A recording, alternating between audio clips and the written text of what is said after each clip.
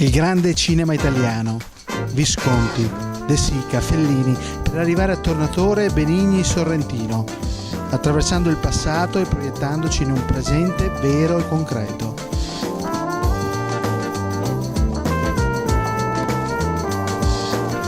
La 71esima Mostra Internazionale d'Arte Cinematografica di Venezia si conclude in un caldo sabato di fine estate, con il Leone d'Oro per il miglior film al regista Roy Andersson e al suo, letteralmente, un piccione sedette su un ramo riflettendo la sua esistenza.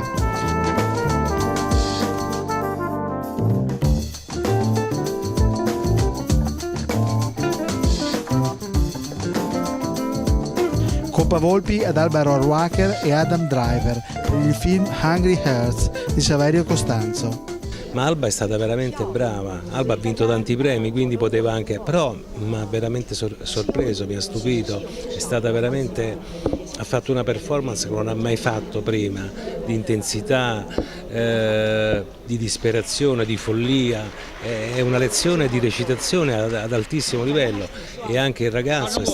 suo marito è stato Driver, è stato veramente un ottimo attore, non abbiamo avuto difficoltà in giuria a sceglierli come attori, ci è sembrata una coppia straordinaria, ottima. No, abbiamo avuto unanimità soltanto per 2 premi, su altri premi non c'è stata unanimità, ci sono state delle divergenze, però molto, molto corrette, in cui ognuno di noi ha rispettato le idee dell'altro, però nonostante queste divergenze noi sappiamo che anche se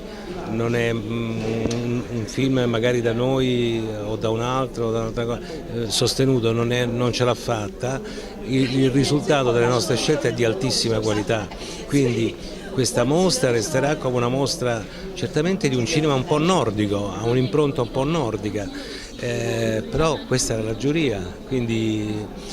però le scelte sono state perfette, uno poteva spostare forse un premio anziché il premio della giuria a un Leone d'Oro e viceversa, però è andata bene così, noi siamo stati felici, siamo stati d'accordo.